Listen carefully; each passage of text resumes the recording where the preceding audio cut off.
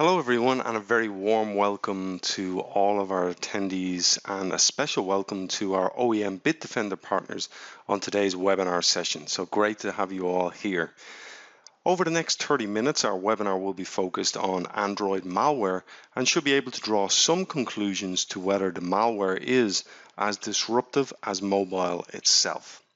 So we will look at why malware actors are being drawn to this new opportunity, and why especially Android. Why does that platform make for such a great opportunity? We will look at what are the main threat trends being faced by enterprise and consumers alike, both today and for the foreseeable future. And we'll review the similarities that exist between the PC and Android, not only from a malware point of view, but also from a security point of view.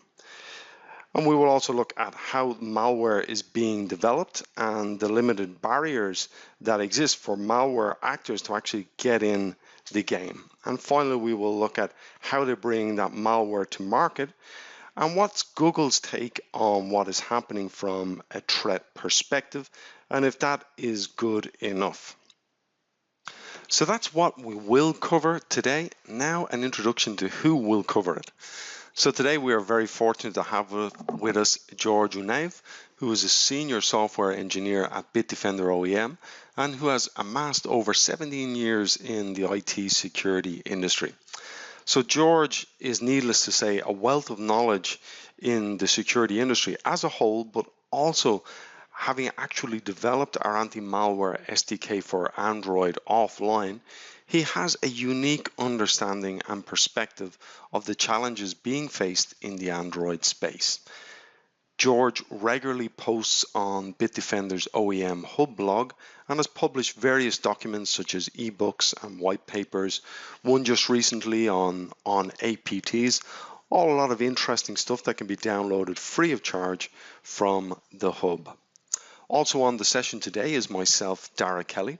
Like George, I come from a security background, having started out in technical posts some 16 years ago in Symantec, but slowly moved away from the nuts and bolts, and for the last 6 years I've been dedicated to product marketing.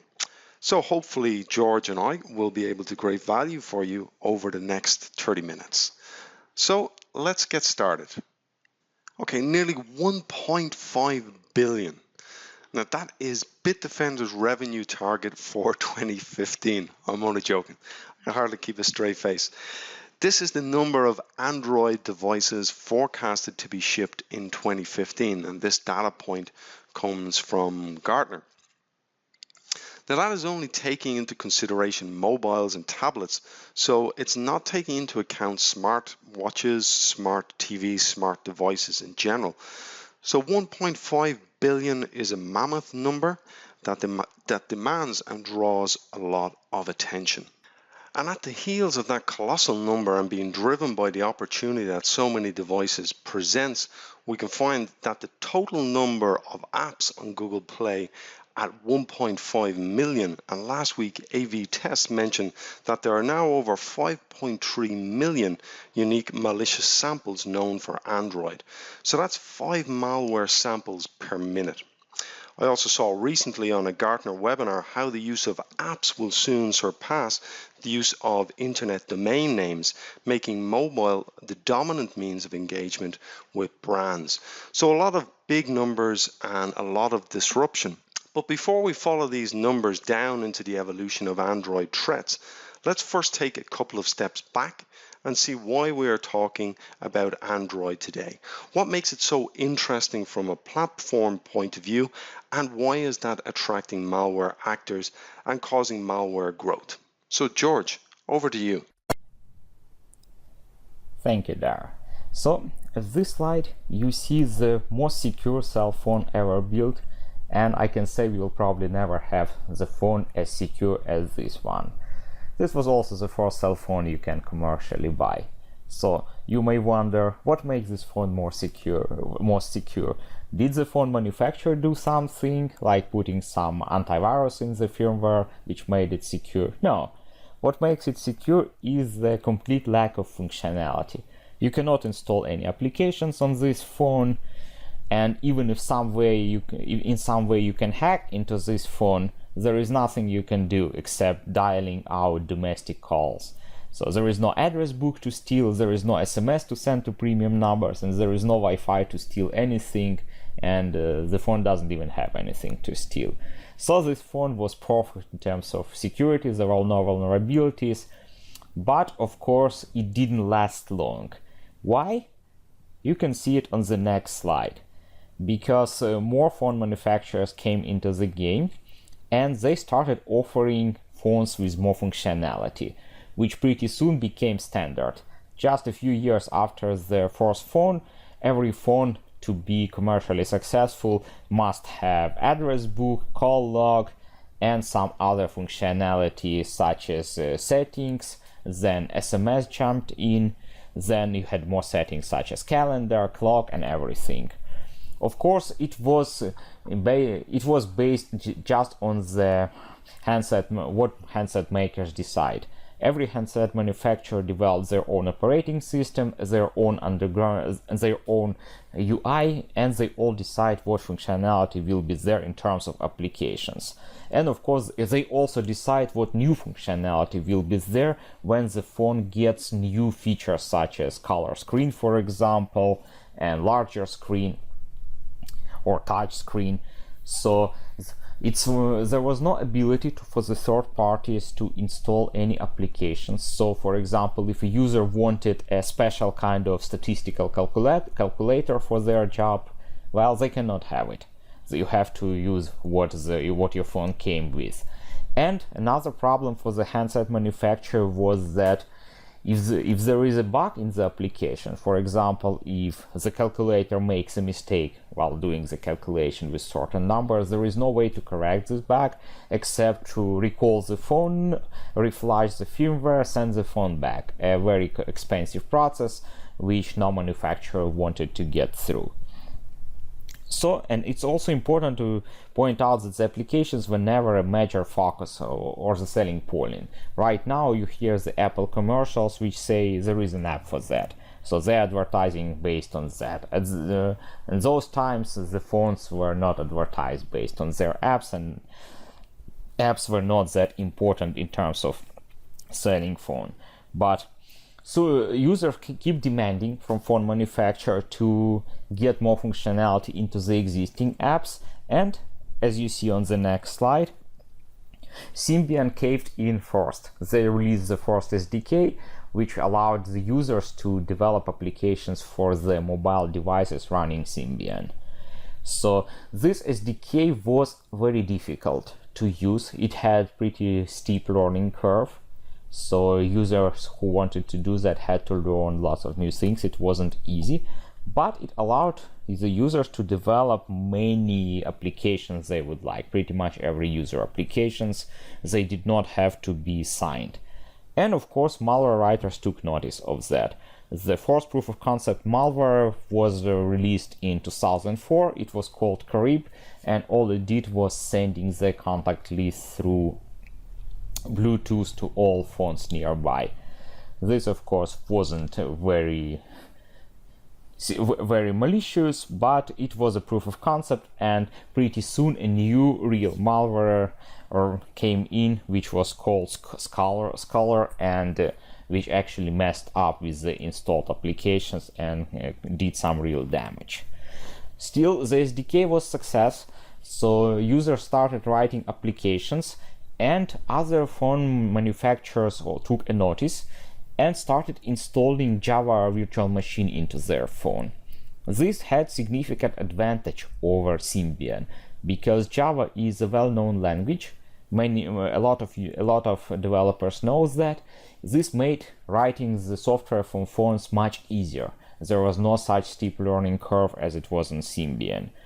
This also means that the application which was written for one phone could run on any other phone which also has Java virtual machine, even if the phone is running completely different operating system underneath, not Symbian or not something else.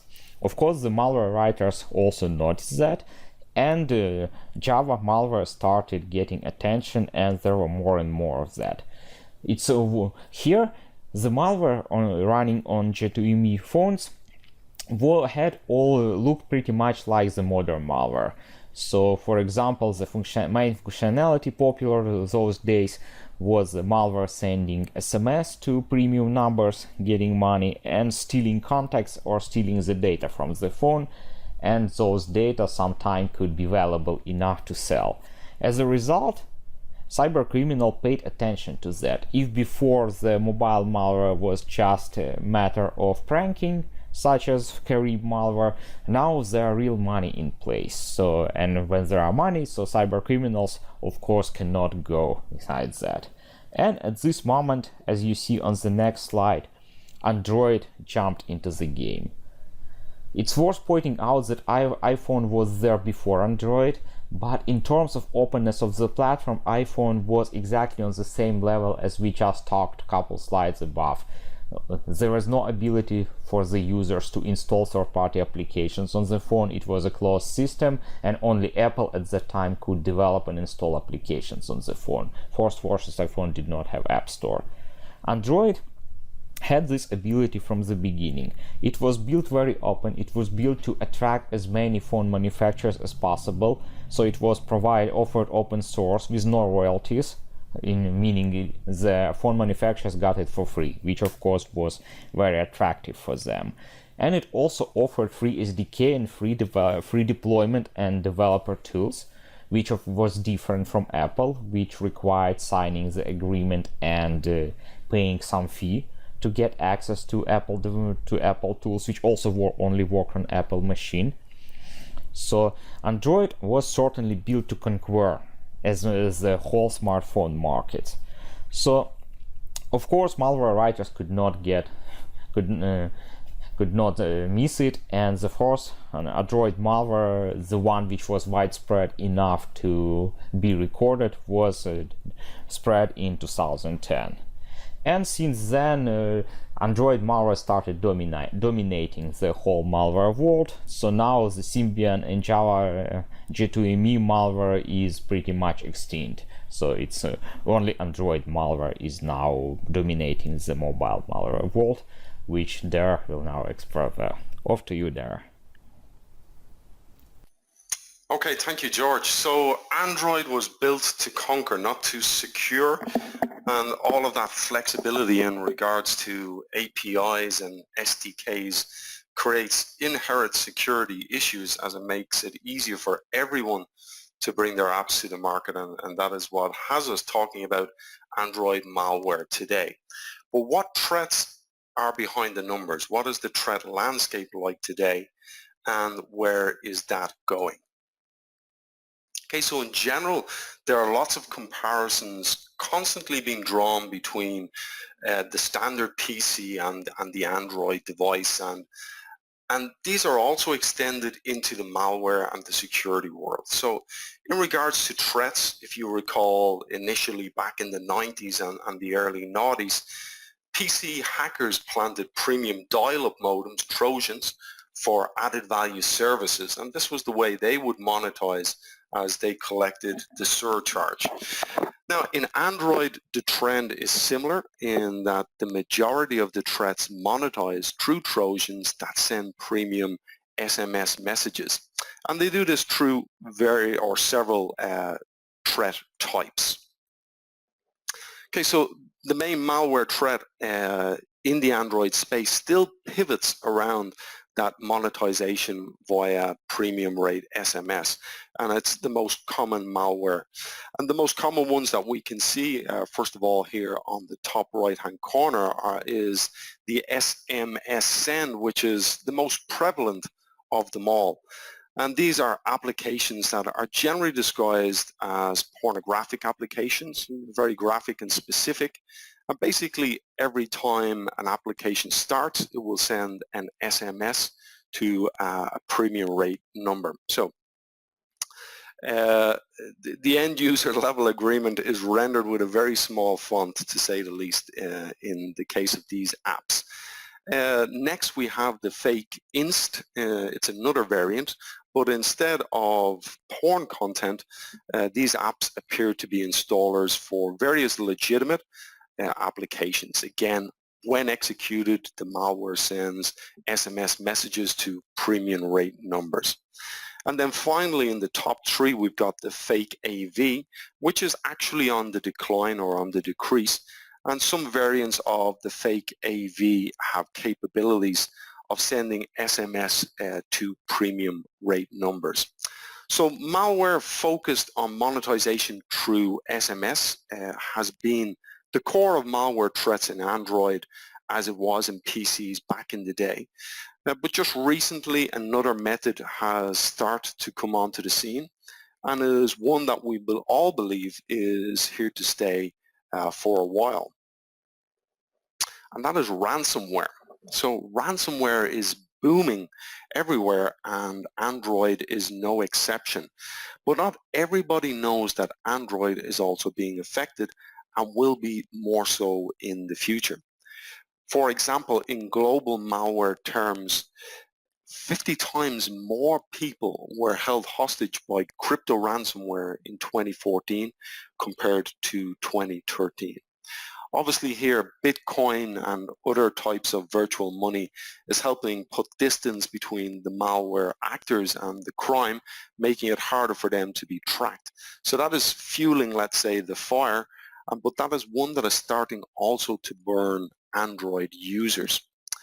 So ransomware first came about in Android with Cooler, which gave the impression your device was encrypted and inoperable as it covered your screen with a pop-up.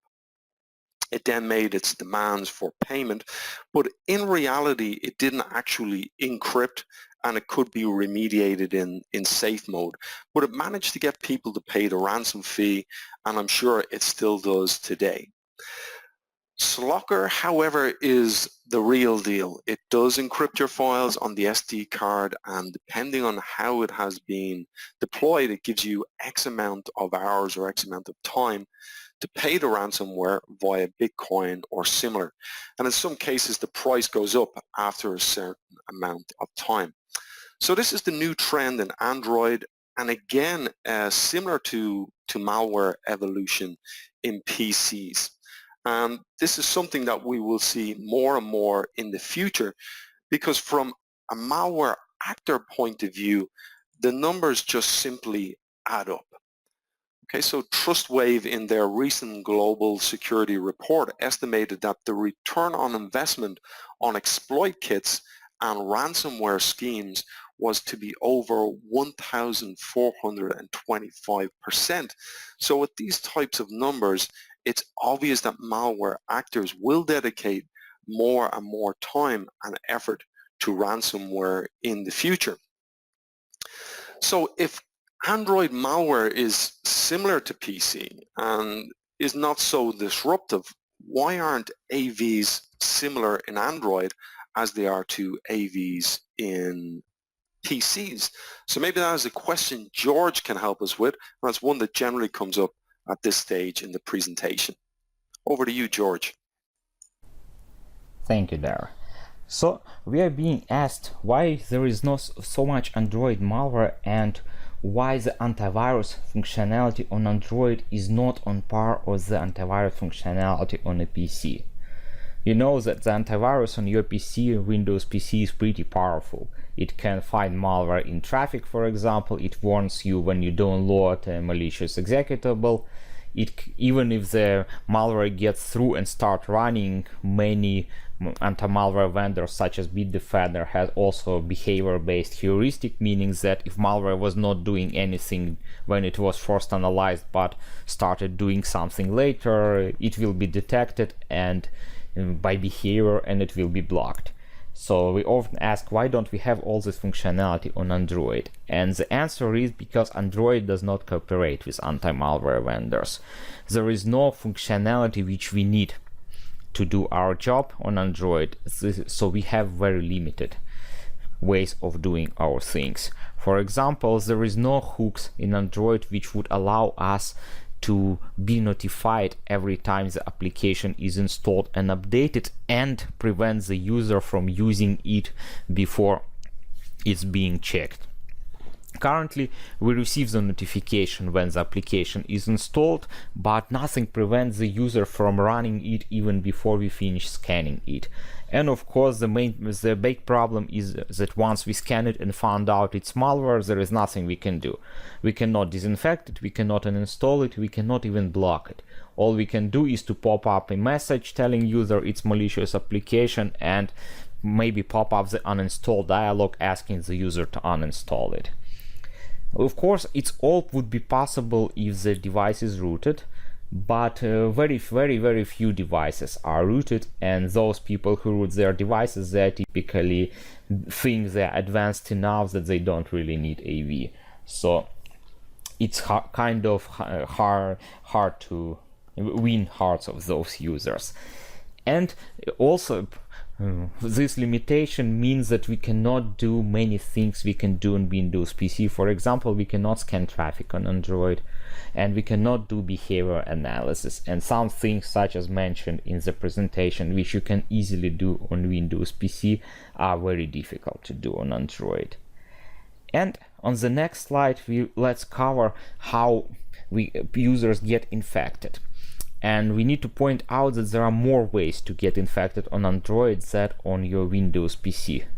First, there are cracked Android applications which are available on many third-party markets and app stores. And those applications are pirated applications from the Google Play, which license checks removed, and in many cases some malware components add in. So users are looking for those, searching for those applications, downloading them, installing them on the phone, and getting infected.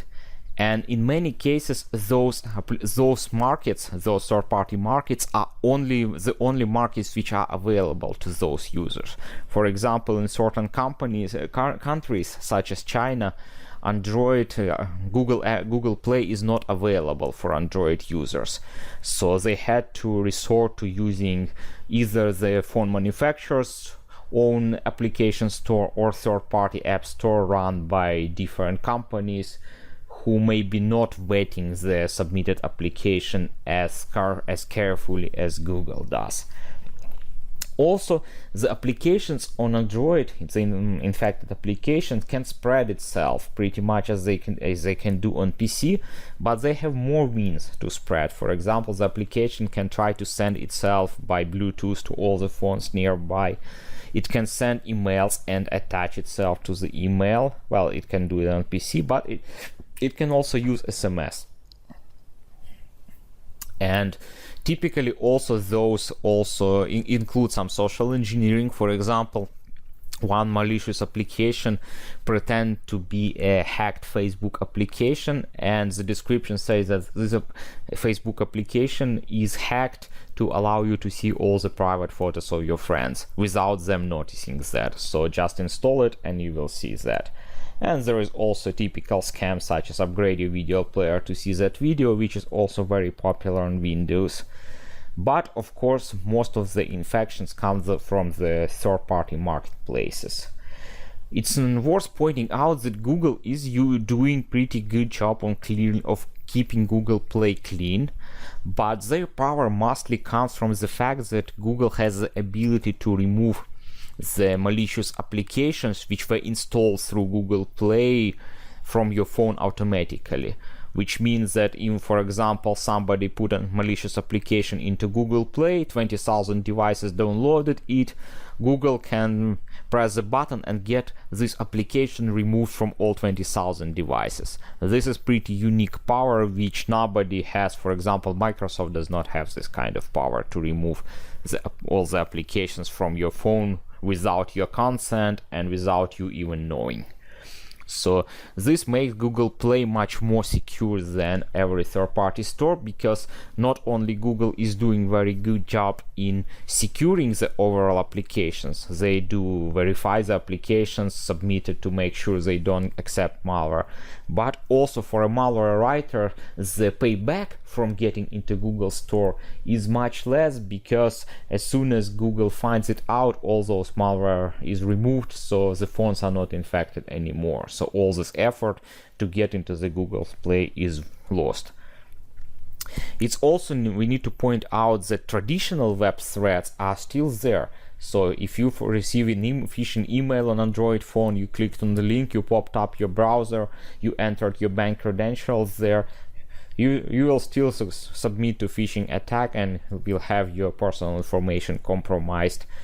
However, it's not really Android malware. It's just saying that Android is susceptible to the same attacks you are susceptible on a PC. Off to you, Darren. Thanks, George. So there we have seen the security limitations that exist on the Android platform. We have also seen how the malware is being brought to the market, and finally what Google's security policy or guidelines are. So let's break it down. 1, Google is doing their thing in regards to the security, which at best is limited. 2, the platform is built to conquer, not to be secure, and it's ideal for malware actors. 3, the threat surface is enormous with billions of devices unprotected. 4, the threat landscape is growing exponentially and affecting both enterprise and consumers alike. And finally, point 5, threats are becoming more visible and more prevalent, such as ransomware, all of which presents a growing market opportunity to offer security solutions. So how can you leverage the growing market opportunity? At BitDefender OEM, we have a full range of technologies you can implement to mitigate risk on Android devices. In regard to the quickest route to market, you can rebrand our existing award-winning solutions. You can go to market with your own product, top to bottom, with your logos, links to your tech support, website, and you can do this rapidly as we have a dedicated OEM team and processes in place that accelerates your time to market. We also have services that you can integrate into your product or solutions portfolio. In the case of web threats, this service classifies URLs requested by devices on our cloud service for fraudulent or malicious sites. We also have Clueful, which basically classifies apps by security risk and privacy scores. So you can establish thresholds to decide if a certain app can be run or not, or is a potential risk to the device, user, or an enterprise. If you are looking for full integration in your solution, we have tried and trusted SDK software development kits for anti-malware, which can scan APKs for malware and can be configured to scan them on install or on demand. We have 2 SDKs, one which uses cloud scanning and requires network connectivity, or additionally we have the offline version which uses a database on the device. I think it's important to point out that at BitDefender OEM, we offer the exact same technologies to our partners as the ones we are using in our own products. So we do not offer a watered down, diluted version of our technologies. To summarize, Android is growing, creating an ever-expanding threat surface. The platform is growth-focused, not security-focused, so it has many limitations. Malware is financially focused and it's following the numbers. As we've seen today, it's easier and easier to develop in this space, so in addition to being lucrative, it is also relatively simple. The malware that we are seeing is similar to historic PC malware, but it's not disruptive per se. That does not mean, however, that it will not cause a lot of problems moving forward as ransomware will become more pervasive. So what's the solution? Google is doing its own thing, but it is very limited, and there is still a huge untapped market, both end users and enterprises, that still do not have any security solutions in place. We expect to see this change and start to get more in line with threat growth. This opens up numerous opportunities that can be addressed by using OEM BitDefender technologies.